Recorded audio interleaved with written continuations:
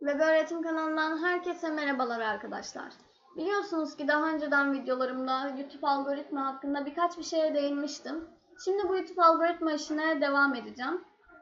Siz yeni bir YouTube kanalısınız ve bir kanal açarken ihtiyacınız olan şeyler logo ve isim. Şimdi diyeceksiniz ki ben logo tasarlamak istiyorum. Kendime ait bir logom olsun. Ben çalıntı bir logo istemiyorum. Ama nasıl yapacağımı da bilmiyorum. Girdiğim uygulamalar ücretli ya da kaydedemiyorum. Benden kaydetmem için para istiyor falan. Bu şekilde hiçbir derdiniz olmasın. Bugün sizlerle çok kolay bir uygulamadan, çok kolay şekilde 2 dakikada logo tasarımı yapmayı göstereceğim. Öncelikle kullandığım uygulamayı söyleyeyim. Free Logo Maker diye bir uygulama. Ben zaten bunun linkini açıklama kısmında sizlere bırakacağım yani. Oradan da girebileceksiniz, ulaşabileceksiniz bu siteye. Şimdi videolarımı beğeniyorsanız abone olmayı unutmayınız. Videoya geçeyim. Şöyle bunları sileyim. Bir dakika. Evet. Şimdi gördüğünüz gibi zaten her şey apaçık ortada. Burada size T harfi vermiş. Yani yazı yazabiliyorsunuz gördüğünüz gibi buradan. Böyle. Şu anda yazı yazmayacağım ben. Burada şekiller var.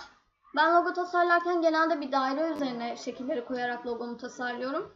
Şöyle alalım bu daireyi mesela. Yuvarlağı. Şöyle. Siyah seçeceğim.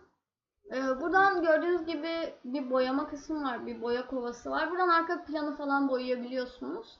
Şimdi logomuzun üzerine ekleyeceğimiz şekiller nerede diyeceksiniz. Bakın burada bir arama motoru var tekrar. Şöyle şurada. Shapes yazıyor. Burada şekillerden kaynaklı. Şimdi bir matematik videosu çeken bir kanal olduğunuzu varsayalım. Matematik videoları çekeceksiniz.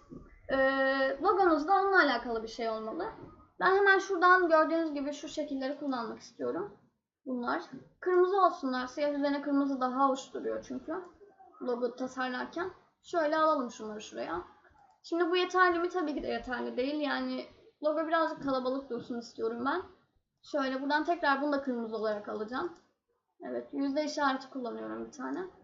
Alayım şöyle. Evet. Buraya koydum. Şimdi size tavsiyem logo tasarlarken kanalınızın ismini kesinlikle logonuza yazın. Ve bunu belirginleştirin. Hani bir kanalda olması gereken bir şey logo size aitse, sizin olduğunu göstermek istiyorsanız kesinlikle isminizi logonuza bırakmalısınız. Şimdi şuradan yazma kısmına gelip mesela matematik kanalısınız demiştim. Matematik yazalım. Yazamadım. Evet şöyle. Ben bunu lacivert almak istiyorum. Evet. Şimdi bunu düzgün bir şekilde şuraya yerleştirelim. Böyle buradan küçülteceğim ben biraz. Çok büyük oldu. Evet şöyle birazcık yana alalım. Şöyle şuradan da çekelim. İstersen bunu küçültmek yerine bunu da büyütebilirim. Arkadaki daireyi büyütebilirim. Evet. Şimdi tekrar buna tıklayıp gördüğünüz gibi düzgün bir şekilde yerleştirdim. Şimdi birazcık yamuk oldu bu. Şöyle yukarıda çekelim. Tamam. Evet, şimdi logom hazır. Hani ben daha fazla bir şey eklemeyeceğim. Siz isterseniz buradan gördüğünüz gibi bir sürü seçenek var. Buralara gelip istediğiniz şekilde oyun videosuysanız oyunla alakalı simgeler bularak ekleyebilirsiniz. Şimdi şöyle buradan çıkış yapacağım. Bir dakika. Evet. Şimdi diyeceksiniz ki bu logoyu nasıl kaydedeceğim? Ona geçmeden önce size bir noktayı anlatmak istiyorum. Ben öncelikle daireyi almıştım hatırlarsanız. Şekiller dairenin üzerinde kaldı. Ama siz direkt şekilleri alırsanız mesela şöyle anlatayım. Şekiller burada kalsın. Ben buraya gelip bir daire aldığım zaman bakın. Şekiller dairenin altında kalıyor yazılar. Diyeceksiniz biz bunu nasıl düzelteceğiz? Şurada gördüğünüz gibi bir kısım var. Şöyle şurada.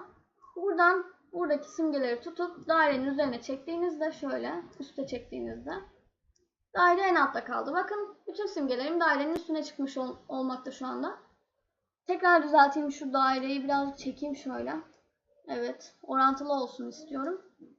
Evet şöyle çektim tamam. Şimdi kaydetme işlemini ben size göstereyim. Buradan Save Logo demiş. Buraya tıklamanız gerekiyor. Bakın sağ üst köşede.